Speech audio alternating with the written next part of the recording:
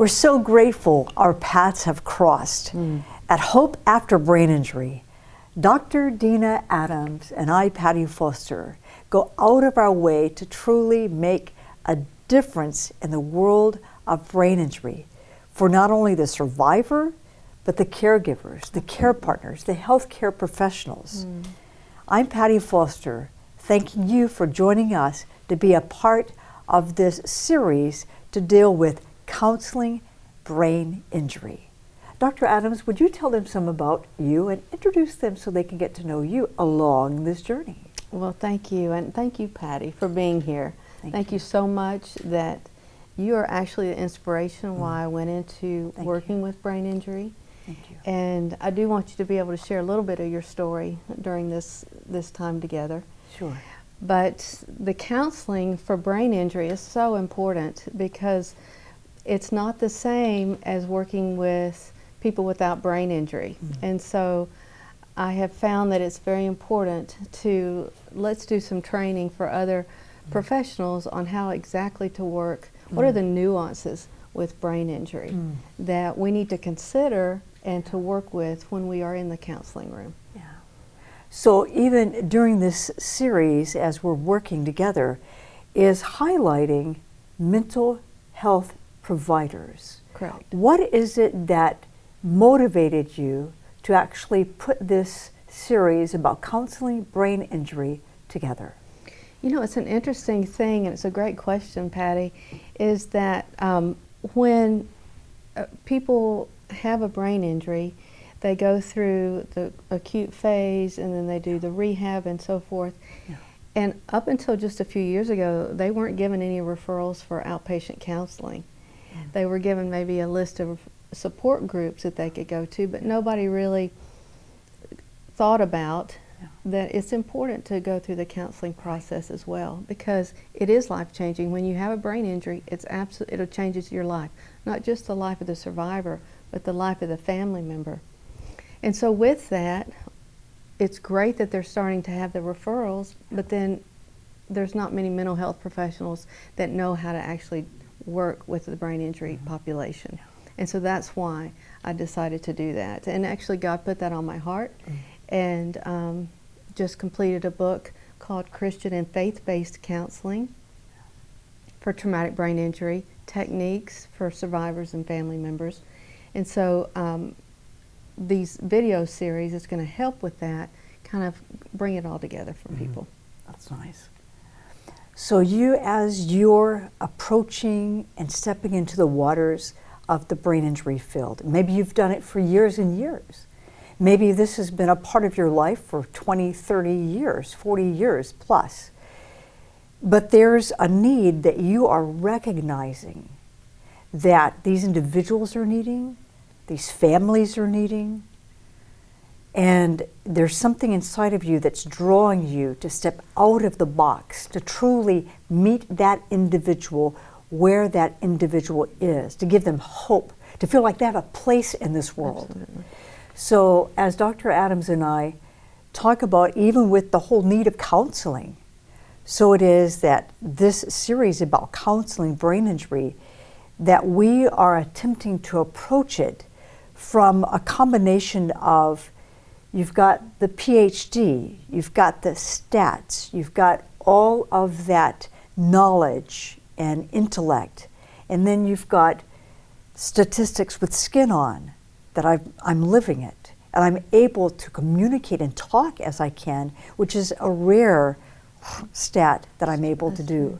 Absolutely. So this is a great combination that the two of you, us, are putting together. I think so too, Patti. And the thing is, you know, I was a therapist before I had met you, and my specialty was trauma.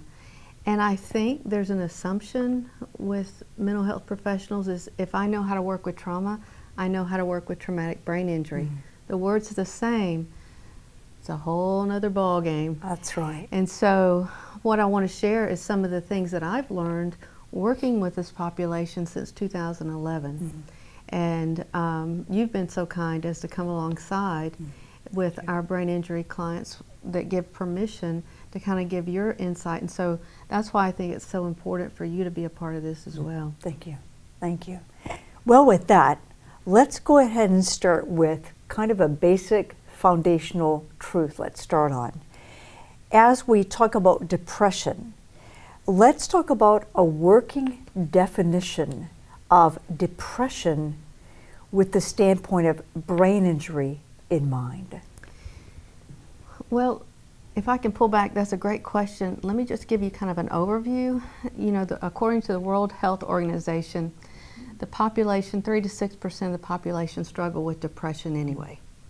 And you would, very simply, it's a kind of a low grade mood, not feeling well, persistent, pervasive, low mood for 2 weeks or more. That has a lot of different things that accompany it. But with brain injury, it's a whole nother ballgame. It's a lot deeper, and so many times it's more extensive than what the normal population would, experience. Not always, but some, most of the time actually. So as you give that covering of defining that depression with the brain injury, as a counselor, how is that addressed or acknowledged? Well, I think that if we can, to start, most people come into the counseling field, come into the counseling session. Most of my brain injury survivors do struggle with depression, and they'll come in with that. And so you actually gave a really good definition of what it's like for you. Would you mind sharing that? As far when we were on our way up here today, it's like, man, I really liked what she had to say, because it was so different than a normal person's depression. Do you remember what you For said? depression as a brain injury person, when you're beginning to wake from the coma, there's a deep, deep-seated line of depression that's in your deep place of trying to find your place in this world. Identity, purpose. Why am I here? Because the brain has been completely discombobulated, my 25-cent word of the day. And that causes a deep searching depression of what's my purpose? My brain doesn't even know how to work and maneuver because it's so damaged. So there's a deep underlying vein of depression that is in search of my place in this world again. Do I matter? I need to have purpose and be about something to give identity.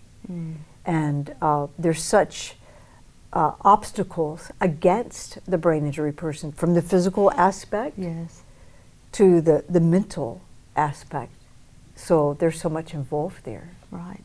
Wow, that's a great example for us, so that we can kind of know. Honestly, the research will tell you that the first year after a brain injury, the depression spikes. It spikes really high. And let me look, I think it's almost, can go up to 53%. 42 to 53% of people will experience depression their first year after a traumatic brain injury. So it's very, very high. Considering the normal population is 3 to 6%. If you go with the World Health Organization stats. So it's important for any mental health professional to realize that and to recognize it for what it is. Now, and we'll talk about this later, but there's distinctions between depression and traumatic brain injury, and a lot of times the symptoms overlap, and we can talk more about that. Okay. All right. And as we continue talking about how common depression is after brain injury, you talked about the percentage of how many people go through it. Talk more about how of a high risk this depression is for the traumatic or acquired. It may be a fall, it may be aneurysm or lack of oxygen. And so what are some of the things that actually make up depression in us brain injured people that you have begun to uncover and to be unrevealed as a counselor, as you spend time with us, you can see those differences. It's so sad, you know, in a lot of ways. My heart goes out to you because I've never had a brain injury, but I can imagine that it would be so difficult when your life is absolutely turned upside down and inside out. Yeah. And so while you're trying to find your bearings again, Right. that depression is going to kick in. And it's going to be, in that particular case, situational. The difficulty and the sadness about it is the suicide rate is so much higher with traumatic brain injury than the normal population, which we want to stop that if we can. And mental health professionals are part of the first line of helping that. Do you mind if I share a little bit about what the symptoms are? Because there's a lot of symptoms for depression, but I want to share with you the similarities, because the overlapping symptoms. Because when somebody's depressed, like I struggle with depression as a normal person, fatigue is part of my, things tire me out. Fatigue is also a symptom of traumatic brain injury, whether you're depressed or not. It's just one of those things.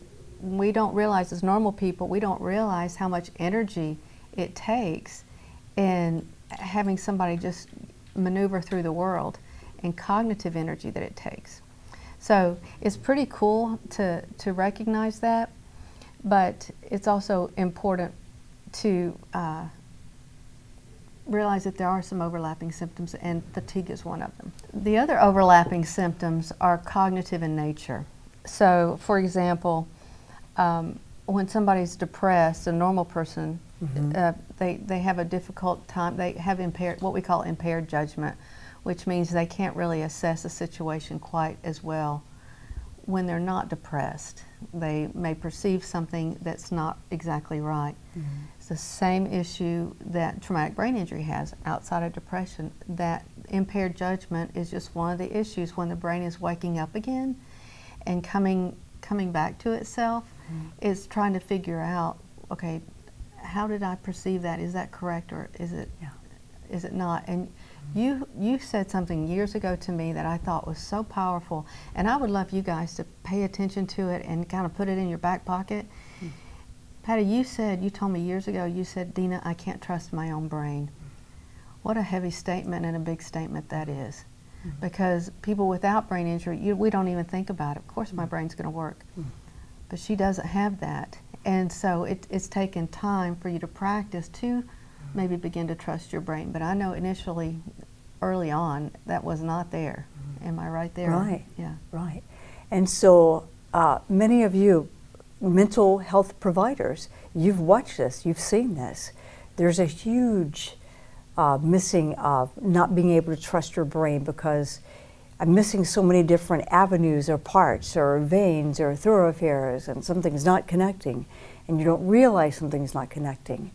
So there's such a great need for someone in your shoes as a counselor who can begin to learn about brain injury. Yes. And how it is on its own. It's not the same as a non-head injury person dealing with depression. But the majority of counselors, the majority of healthcare people are more inclined to just depend on what they've learned in the past or done in the past or had experience with in the past, rather than doing that inconvenient homework of doing the research and asking the questions. Absolutely. And asking the questions and doing the research with the actual people, not someone in their place. I'm reminded of Dr. Joe Fins, and many of you may be familiar with Dr. Joe Fins. Rights come to mind. Yes. And how vital it was for Dr. Fins to spend time with the case studies of really connecting one-on-one with those individuals, the families, That's right. of finding about that minimal conscious state. And you bring up a really good point, Patti.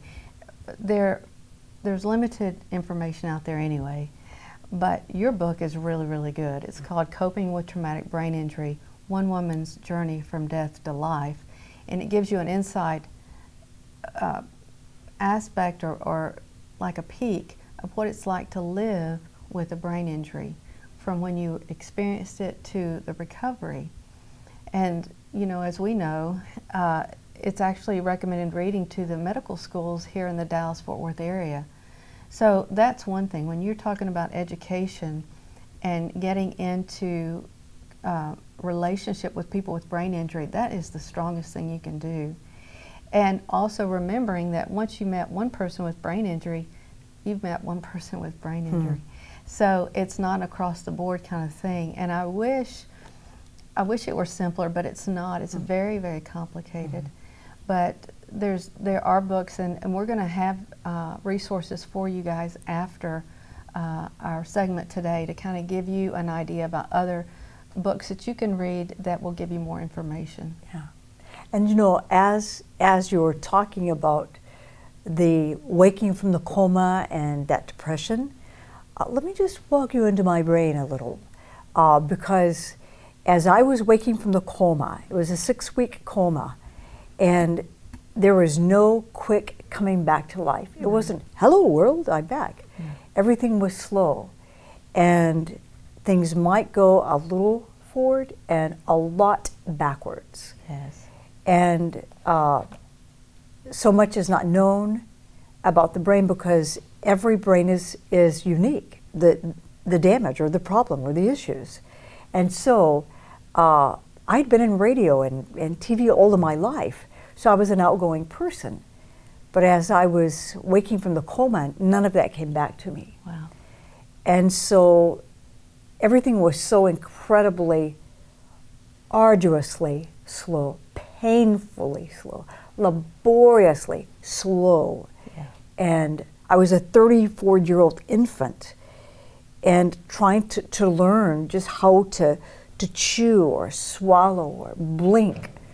Nothing came back. So my place in this world, or identity, or what your job is, what you're about, it gives you identity. Right. It gives you a positive confidence. But with brain injury, zilch, nada, Yeah. it's gone. Yeah. But it was my faith that carried me through. My personal relationship with God is what carried me through. Absolutely. And still, there was no easy way out dealing with the heaviness. Yeah. Whether it's depression or not, there's a heavy, heavy, continuous pull that is searching, who am I? What am I to be about? And that depression is not like the common man's depression. I don't mean that rudely, but it's a whole different gamut. Yes. And that's why it's so vital that counselors allow us to talk and just listen with us. Let us talk. And we learn from that. We, as in we the individual, you the counselor, the healthcare people, and ask questions, but pay attention. Don't put them in a box. Don't put their answer in a box. So it shows those differences, yet similarities to, as you said, symptoms of depression and symptoms of brain injury. Right. Some are alike, some are contrast. Right. Right. It's a great example, Patti, and that word picture you gave us, that heaviness, it almost keeps you immobile in some ways, doesn't it?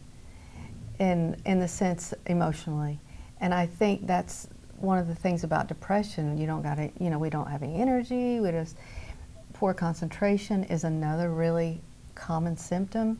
That's also a TBI symptom. The reason I'm bringing this up is because as a counselor, you need to be able to tease that out. Go, okay, that's a TBI issue versus that's a depression issue. And that, to me, it'll take a while, but that's a skill, because when you work with somebody and say, yeah, I don't have a good concentration, I can't multitask like I used to. Okay, well, that could be the brain injury. It could be depression. And maybe it's both, But let's kind of think about it and talk about it, and let's see what's what. Because when we can define it, then we can share with our clients, okay, this is really what you're dealing with. Mm. And I love the fact that when you were speaking is that ask that person, listen, don't assume, I mean, you didn't say that, but as counselors, oh yeah, I know what you're talking about. No, we don't know. Not when it comes to brain injury. No. And so, listen. And I think that makes all the difference in the world. Yes. And as God followers, I'm constantly asking the Lord, okay, show me what's true here. Give me insight. Show me this from your perspective. Help me understand. Because I don't have a brain injury. You have a thought? Yeah, I had a thought, but the brain injury makes it hard if I don't get it out right then. But the TBI and the depression are very much more intermingled than what the textbook wants to make it, because it's the damage from the brain that is causing a lot of the depression, because that's where it's built from. Right. It's not just your emotional, mental state. No, it's not. It is the physiological damage of the brain that is birthing the depression. That's a whole different aspect, and a lot have not grasped that yet. Right. And maybe this is a time to bring up the fact that when somebody has a traumatic brain injury, it's like all the telephone wires are gone down. And due to God's gift of neuroplasticity, it does rebuild, but it takes a minute. So part of that depression is the brain is just, it's angry, it's depressed, and it's not because anybody wants to feel that way. Right. That's just part of it right now. And if it's angry or problemed, it's because that lobe was damaged, not because you have a character issue. Right, absolutely. Not because you have an issue. Absolutely. You have a lobe that's been damaged. You have parts of that. You have the frontal lobes. Maybe it's which area, which layer, and which hemisphere, and the temporal lobes, and the parietal lobes, and the occipital lobes, and the brainstem, the cerebellum, all the different parts. So there's so much medical research you have to do about the anatomy of the brain to figure out what is beneath the surface that's causing that particular reaction or that particular response that looks like the masquerade called depression. There's so much more than meets the eye. In fact, I often say in brain injury, seeing is not believing, because there's so much more beneath it. So how about, as we continue on about these symptoms alike and differences, you talked about fatigue, the cognitive disappointments and the deficits. Tell us more about purpose, that loss of purpose. Well, you actually brought it up, and I think it's exactly right. A normal person's depression, what's life anyway? I mean, we kind of go through that, what's the reason for me being here kind of stuff. It's a whole nother level with brain injury, the loss of purpose. Because their ability to do what they used to do. I remember you telling me early on, Patti, somebody asked you about a job and you didn't even know what the word meant. And I thought, oh, that's it. And in my practice, so many clients are like, why did the Lord keep me here? Why am I still here? What is my purpose? And so it does go hand in hand with depression, trying to figure that out and feeling there's a loss of purpose. Yes. Absolutely. Yes. And the poor emotional control that connects with that. Right. So with the normal person and depression, there's periods of teary, sometimes just kind of low mood. All of that kind of goes with it. Sometimes there can be some happiness, but not always. With a traumatic brain injury, there's mood swings, and that is part of the brain healing. So they may laugh when they really mean to cry. They may cry when they really mean to laugh. A lot of that is not within their control as the person. That is the brain trying to find itself again. And so the poor emotional control is just about recovery, the brain recovering. It's not, again, like you said, a character statement. Right. And this is probably a good time to present, I went to school, I have 2 master's degrees, 1 doctorate, and I learned all about the theories and so forth, and that's important. But if you're going to work with brain injury, you better know the physiology. And so I like what you were saying about the education. I totally underline that. Please, please, please, as therapists, understand, get good physiology, get a good understanding of that. And there's loads of resources out there for that, and I'll be happy to give those at the end of this broadcast as well. Also, as you were talking about recovery, remember, there's always pace. Oh. Everyone's recovery is at its own pace. That's the truth. And so don't speed it up. As a lot of people in America and maybe different countries as well, we get into this certain mode of regimen and we think we must do this quickly or instantaneously. And therefore we treat each other that way. And we said, no, we don't. Usually the nonverbals speak much louder than the verbals. So and as a brain injury person, we can usually read nonverbals way better than we can verbals, because that's most of our first language as we began waking from the coma or the unconscious state. Yeah. So would you just regard that as we go? I want to talk about sleep and that problem there, but before we go into sleep, would you talk just a little about the pace and how vital that is to be acknowledged, the healing pace of recovery for each individual dealing with brain injury? If you think about, like if you read the Bible and you think about pace, people walked places. There was no rush. Even when Jesus was being told that Lazarus had passed away, he didn't rush. And I think that rush is maybe more Western society. I'm not sure it's other countries, although I could be wrong there. And we tend to think that our recovery is going to be at the same speed as living before, but it's counterintuitive. In other words, you shouldn't do it, you shouldn't expect it, but most people do. And we as mental health professionals should not put that on our clients. We should instead say, hey, let's add grace to our pace. That's one of my favorite sayings. Just add grace to your pace. And it makes all the difference in the world, because it takes the time pressure off, which helps the brain process a little bit easier and manage the emotions better. Right. And it also helps to bypass that whole vindictive vulture of comparison. Because so often we get into comparing ourselves with others or with their story or how they got over something or dealt with something. Yeah, it's true. So how important that is as a counselor.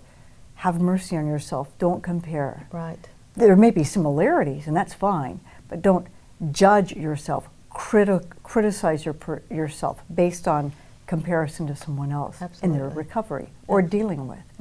Absolutely. Absolutely. So talk with us about kind of the symptoms of depression and those like brain injury when it comes to the sleep process and that impairment. Well, the great good news, there's 2 things you never want to deny yourself. One is oxygen. This is from a brain injury standpoint. You always want to have plenty of oxygen. And then the other one is sleep. They have just discovered in the last 10 years or so this beautiful system within our brain. It's called the glymphatic system. And it's like the garbage disposal of our brain. It only works when we're sleeping. And so when you're sleeping, that's when the brain kind of resets and recovers from all the day's, cognitive and other kind of demands. So sleep is important. And as you're waking up from your coma, as you are getting back into life again, sometimes not sometimes, all the time, fatigue kind of will kick in, especially when you're cognitively working. And so it's always okay to rest, take naps. One of the best tricks of the trade, so to speak, is to close your eyes for 30 seconds. When you close your eyes for 30 seconds, I go to sleep. And if you don't go to sleep, what you are going to be doing is you're reserving about 40% of your brain's energy. I'm into reserving.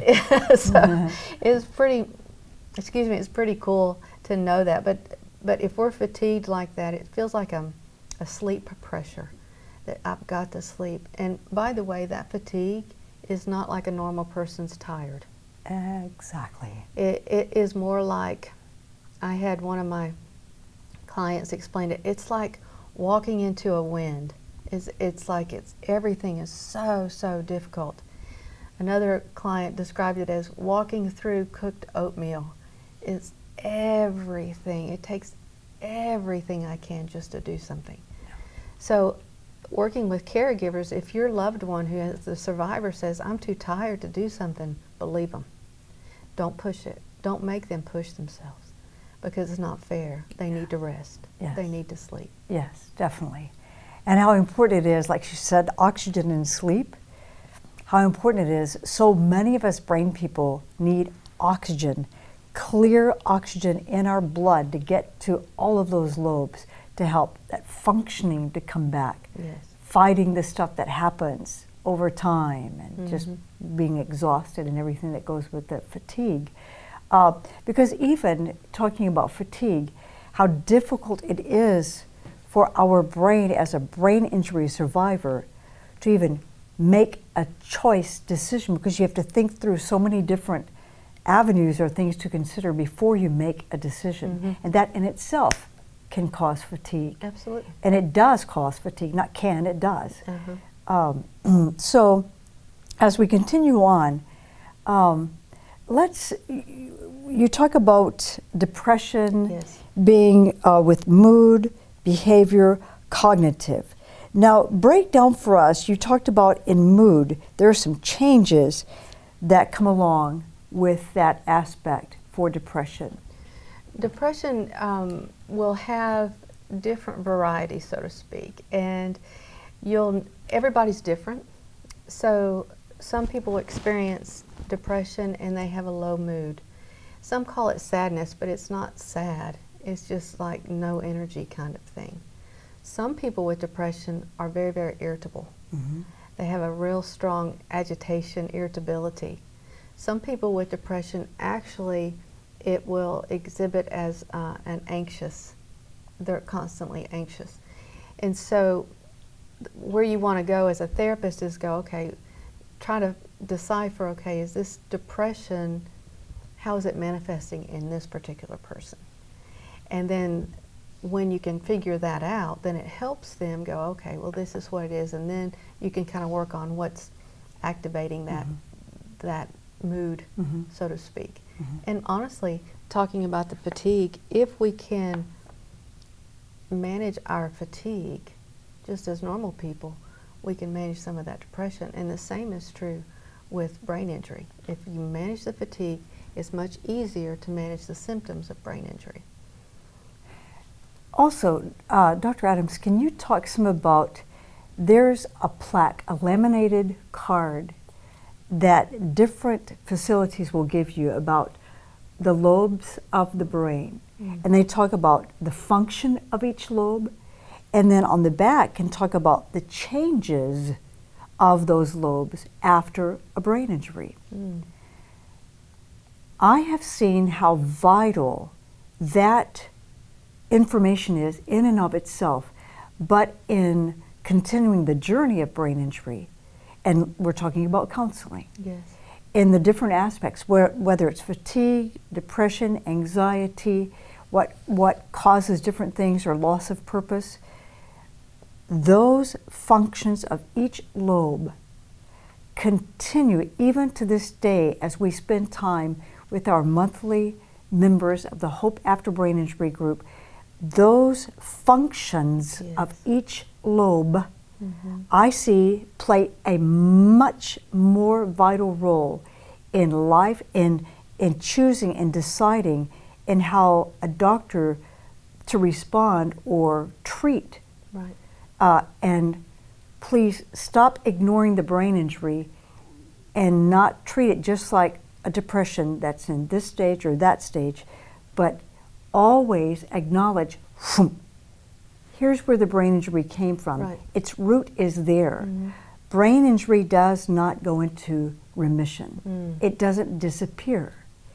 We live with it the rest of our life. It doesn't matter if you see it or you don't see it. You understand it or you don't agree. It's what is continuing to be there. So bring that in and show the importance of that being acknowledged and playing a role in every decision you as a counselor, as a provider, healthcare provider, plays and deals with, how important that is. Please don't ignore it. Don't blow it off. It's a wonderful thing too when you have the education, you have that laminated card. There's different websites that provide that information, but when you can educate your client, go, hey, this is why. It's your limbic system is having a trouble right now, and this is why you're having this particular experience. It helps them not feel so negative about themselves, like they're not doing it right, there's something wrong with them. It's like, no, this makes sense. And so I think that's a great idea, Patti, and again, it goes to our educating each other about the physiology, about what actually happens. Yeah. Albert Einstein once said, lesser the knowledge, greater the ego. Greater the knowledge, lesser the ego. In the world of brain injury, it's so vitally important that we learn, gain, research more knowledge so that we can help those individuals with brain injury. Dr. Adams, as we continue to talk about grieving process of depression, what are some things that you discovered along the way so far on your journey that really stand out helping those survivors with this whole process of grief and trying to learn who we are and what is our place in this world, since all of the functioning of our brains has been completely turned upside down and broken and stretched, and we don't know who we are or why we're here, and we're trying to find purpose again. Yeah. You know, this is actually the happy part of depression. And the reason I say that, Patti, is because when a brain injury survivor struggles with depression, that's actually good news in this way. Their brain is active enough, they've gotten well enough to realize what they don't have. So if you think about the early stages, there's no depression because they don't know what they don't have. And they don't have the cognitive capacity yet to realize, oh, I can't drive like I used to drive. Oh, I didn't, so they don't have any of that. So the fact that they're realizing it actually is a stage of recovery. So that's how I like to frame it for people, because I'm like, I know it doesn't feel good. I know that you don't want this, but let's look at this in a healthy way, which means you're actually growing, or you wouldn't be in this spot. You're actually healing enough to know what you're missing.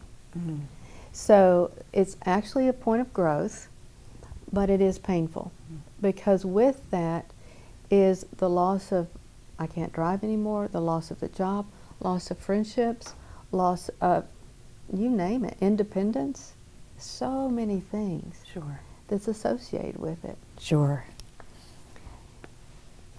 As you talk about that loss of independence and that former self, the limitations, changes in relationships, loss of purpose, what about ambiguous loss?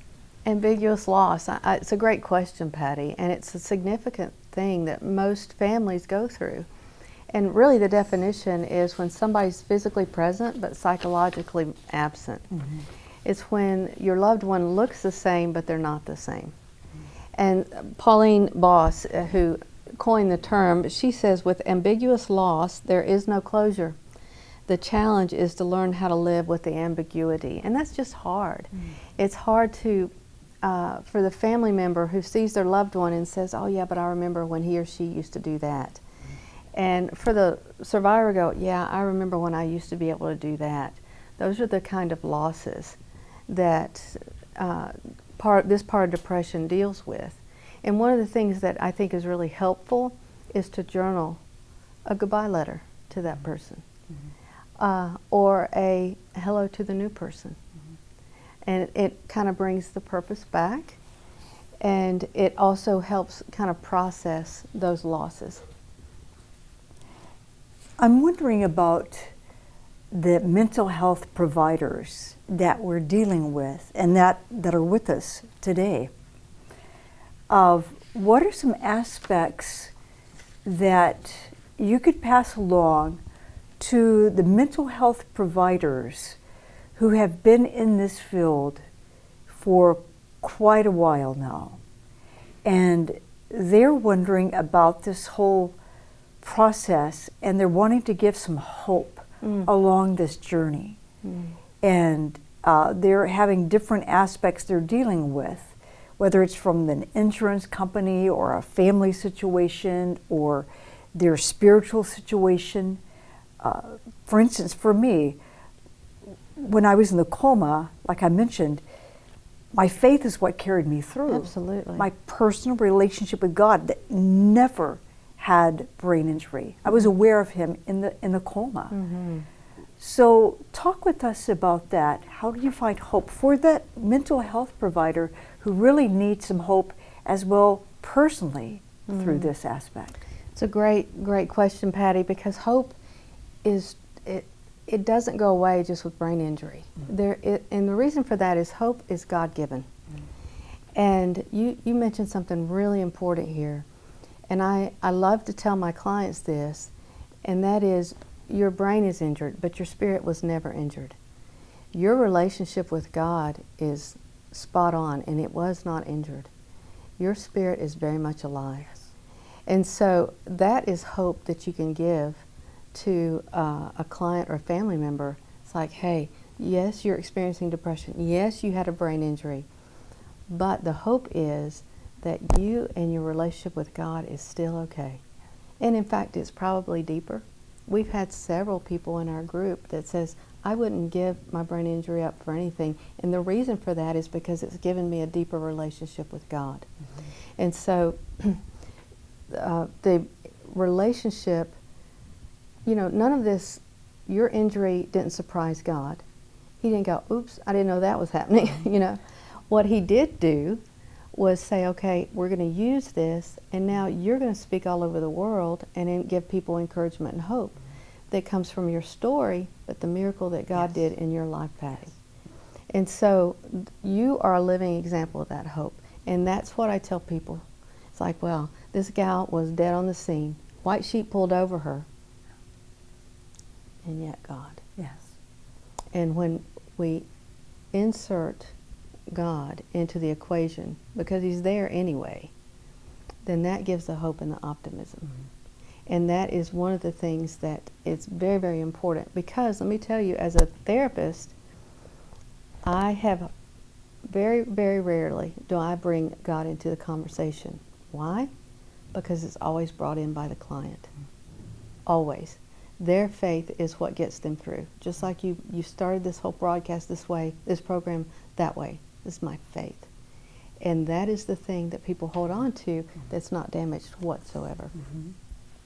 There's a quote that you have by Samuel Coleridge, "Friendship is a sheltering tree."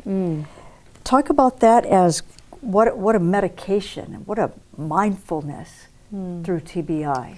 It's a sad fact that about 31% of TBI survivors lose their friendships. And there's a lot of reasons for that. One of the reasons is that people, they're good during the crisis, but during the aftermath, they sort of fade away and they get in, do their own life. You're an exception to this, honestly, Patti. You do have a lot of friends, but it's because you've cultivated, you have initiated it, you have been the one to keep the relationships going. And but friendship and support system, so many times when somebody's injured, the family comes around and family becomes the support system. And the family is the very number one thing why people survive and do as well as they do, because they have that. But once you've kind of gotten over the chronic or the acute phase and you're more into the long term, you do need friendships. And I loved that quote because I think that's it. Friends are a sheltering tree. They keep us safe. They give us nourishment. Sometimes they just give us shade, Yes. you know. Yes. And that kind of brings me to other aspects that we can offer our clients, such as kind of hang out with nature. I tell my clients, especially that struggle with depression, get into the sunshine for at least 20 minutes of the day. And don't wear your sunglasses. Mm-hmm.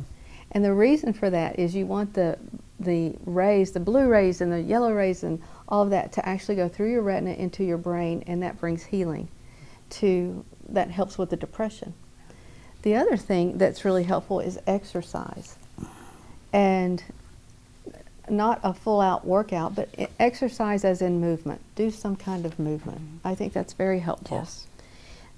Sometimes we need medication to help with the depression. But may I offer, please work with a psychiatrist that understands brain injury, not just any psychiatrist, because people that struggle with brain injury are very, very sensitive to chemicals in their brain, and that's just the facts. So you need somebody that's sensitive to that and understands it. The other thing is that let's not forget the natural supplements, Patti. They're so important, like vitamin D, the B complex, omega-3, and then just a support group. If there's a good one in your area, mm-hmm. nowadays we can do online, mm-hmm. and they're so rich, they're so good to let people know, hey, you're not alone. And that helps with the depression as well. Mm-hmm. So as you continue about dealing with that depression, talk about the importance of simplifying, of repetition, of concrete examples, of memory helps, of some thought logs or maybe journaling. Yes. So there's really no gold standard for working with traumatic brain injury as far as theories go. But what they have researched is the cognitive behavioral therapy is probably the best suited for it. Mm. However, you also need to have accommodations for that. One thing is to recognize your client. How much are they able to understand about the concepts? Basically, cognitive behavior therapy is when you take what you're thinking and you change it to address how you're feeling, which will automatically change your behavior. So for an example is, I think I'm a loser, it's going to make me feel like a loser, and then I'm going to act like a loser. So no. These are things, what's true is you're fearfully and wonderfully made. I want you to believe that. And if you don't believe it, act like you want to believe it one day, you know. Mm-hmm. And then you'll start feeling more confident. So some of the accommodations it's actually for the executive function, how well they process information, is to keep things a little bit simpler. Yes. Not talking down to your client, but just in more simple. You're going to want to repeat yourself sometimes. You have a great book. It's called Hope for the Journey, which mm-hmm. is a journal devotional, which I give my clients, and they use that and they take notes on their sessions. And so they also use it as a thought journal, things that they're thinking about. So that is really good. And any kind of memory help is another part of this cognitive behavioral yes. therapy. Yes. And the accommodation that helps them. Yes. Go ahead. And so that accommodation that helps the individuals. As we wrap up this session, let's talk about some coping strategies about think, act, feel, kind of like what you were saying, and pull this together for that mental health provider. So as you were talking, even Psalm 34:18 about how yes. the Lord is close to the brokenhearted, mm-hmm. and He saves those who are crushed in spirit. Talk about instilling hope and how that aspect of faith carries us through, but also just the different studies that you're aware of. You know, it's a wonderful thing to know that you aren't alone. Mm-hmm. And when you look through the scripture, when the Lord says He's close to the brokenhearted, that makes me feel good. Amen. You look at King David, who says, my tears are my food day and night. or my bed is soaked with tears. Look at Elijah, who was suicidal after he had this huge victory. He's like, Lord, take me home, I'm out. And so it's normal considering life sometimes. But the good, great news is we don't have to stay there because we can access God. Some of the things that we do that is helpful is, okay, if we can figure out what activated the depression, then sometimes we can problem solve and create ways around that, such that, oh man, I woke up and I don't feel so good. What would be a problem solve? Well, I think I'm going to call my friend Patti. I think she can be somebody I can talk to. Maybe distraction would be another way of helping. Another thing is to remind yourself of what's true. And one of the things that I love to tell people, and I want them to take it as a mantra, is I'm doing the best I can. We have our sweet Bo. Remember Bo? He's with the Lord now, but his mantra was, I'm trying. He never gave up. He never gave up. So the other thing is, like we mentioned, is relaxation, learning how to relax a little bit, how to exercise when we need to. And then the other thing is, depression can be so life-taking that if you can try to do something creative, you're life-giving. And so that is either painting or drawing. Sometimes music does it for people. It's just some kind of creativity that's really good. We have several of our TBI friends that are writing. They're writing their story. And then remembering the hope that is in Christ Jesus and that He is invested in your recovery. So never, ever forget that. So as we never forget those things, how important it is for resources. Yes. And let's talk about some resources as we finish up this segment that are available. And let's start by talking about your book that is on its way. Yes, it's called Christian and Faith-Based Counseling for Traumatic Brain Injury, Techniques for Survivors and Families. And it's printed or published by Routledge Press out of London, England. And so it will be available soon for purchase. In that book, I'm talking about how to counsel depression, anxiety, PTSD, how to help people kind of find their purpose again, things like that.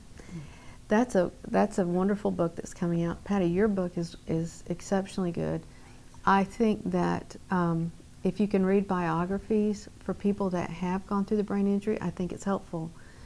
Also, Jenny Ponsford has written and contributed to psychotherapy for brain injury. It's a great book.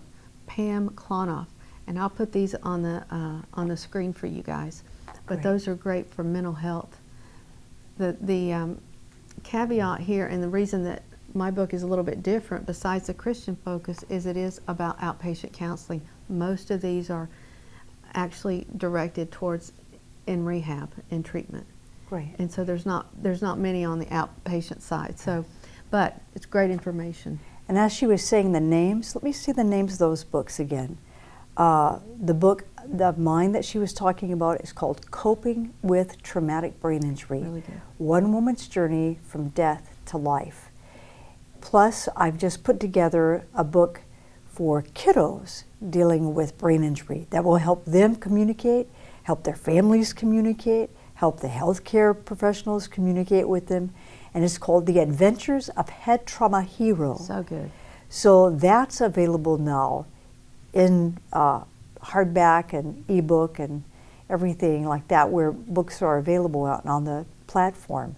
Also, Hope After Brain Injury. Some different websites. info@pattifoster.com is mine. There are brain injury resources that are available there.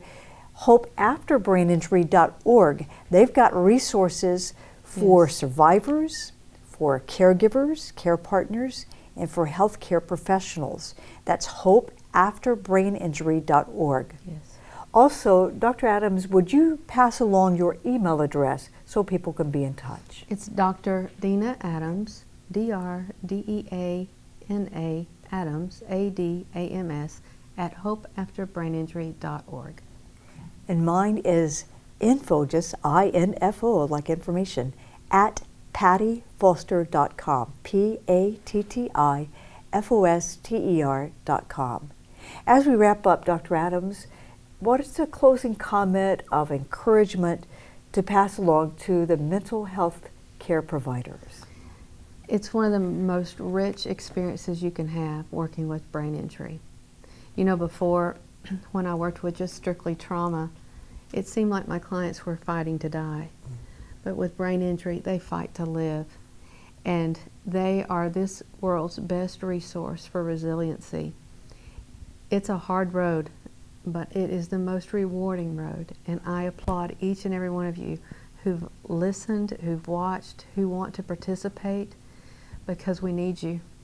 And we are so happy our paths crossed. Yes. So appreciative again of our paths crossing and looking forward to more time with you as Dr. Adams and I, Patti Foster, continue to pass along encouragement and training and insight for counseling brain injury.